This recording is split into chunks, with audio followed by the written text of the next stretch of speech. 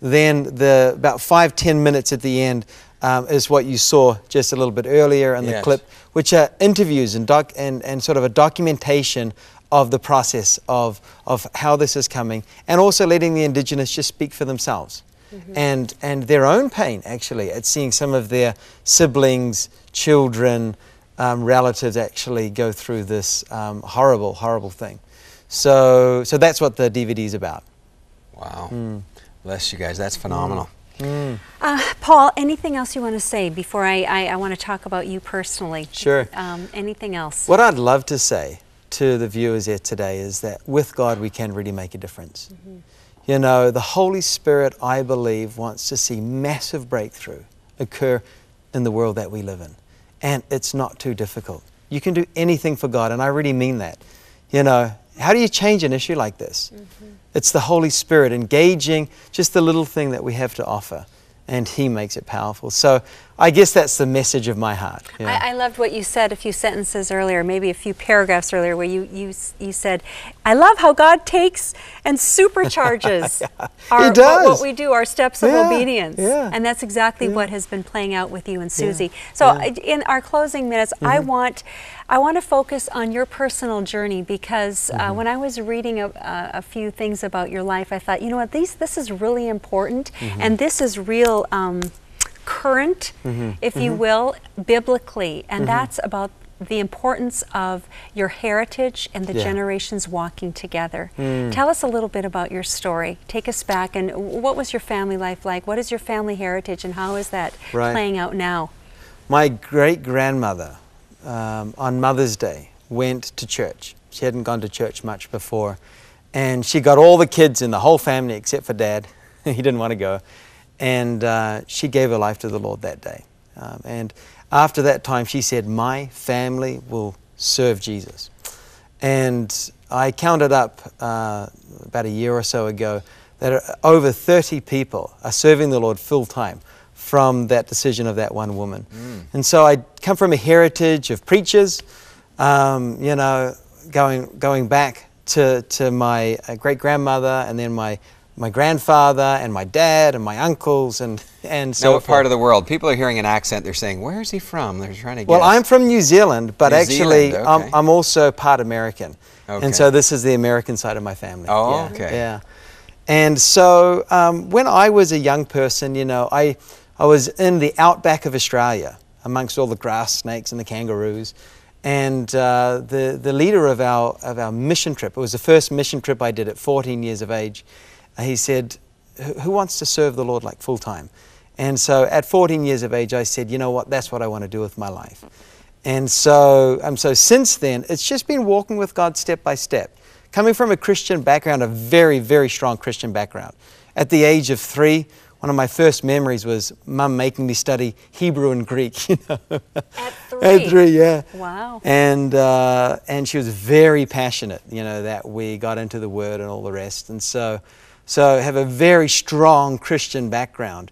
But for me, it was also a real process, you know, and really finding my feet in God and what my contribution was.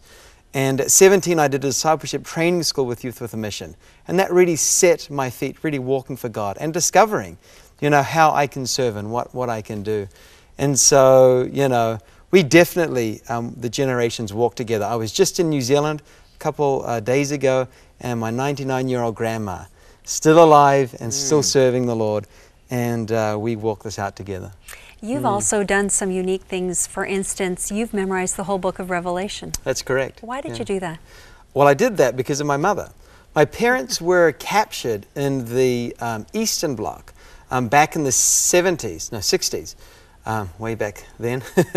And they were smuggling Bibles into the Eastern countries under the communist regime.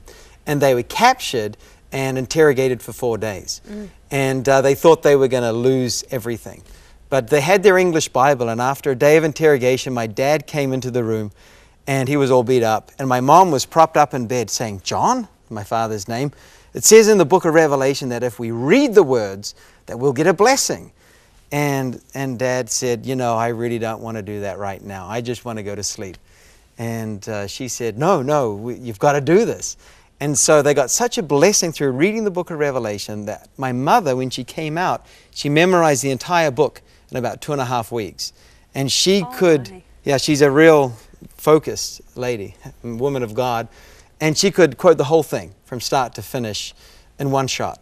And so this was sort of in the context of our family. So when I turned 18, I thought, well, if Mum could do it, heck, I can as well. And so I decided to do it. That's not a normal 18-year-old response. I don't think. I don't know if do you think our son would say that when he turns 18? I don't know. But you did. Yeah. How long did it take you? It took me about 3 weeks. So, oh my goodness. But I mean, but disclaimer on that. I mean, it had been sort of, you know, in the culture of our family as well. So when I sat down to memorize it, it kind of stuck in there. So. Yeah. And so then, you know, when did you meet Susie? How did you meet her? I was traveling with Lauren Cunningham, the founder of Youth with a Mission, and I was traveling with him for some years. And as I was doing that, the organizer of his tours in Europe was a German girl by the name of Susie. And so the very first time that I saw her was in a big old cathedral in Würzburg in Germany. And this thought went through my mind, I was going to get together with this woman. Yeah. And for about a year, I forgot about it. You know, I didn't, you know, we were good friends. We did a lot of projects and earthquake zones in India and to Ethiopia and around the world. So we were good friends and good ministry partners. But then after a year, I sort of began to wake up and think, maybe there's something more in this than just good friendship. And so, yeah, we started to date, and then soon after we got married. So. And and then did you just jump into the Photogenx? How did that evolve? Well, as we were walking towards marriage, Susie actually at that point had got discouraged in using her photography. She didn't feel like she wanted to use it anymore. And there was a teacher in a YWAM course that we were taking who was speaking about the arts and how God wanted the arts, Christians to use the arts to make change in the world. And so Susie was crying because she felt like God was asking her to pick up her gifting in photography again. But she just didn't really know what to do with it. She had sort of got sick of it.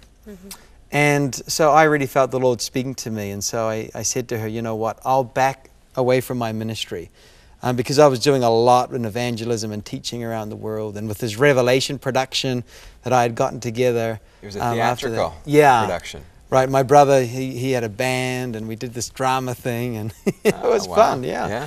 And so I felt the Lord saying that I should put that on hold and just support her.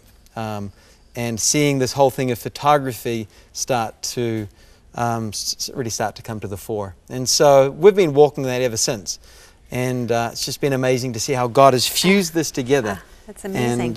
And what He's doing with this now around the world. So.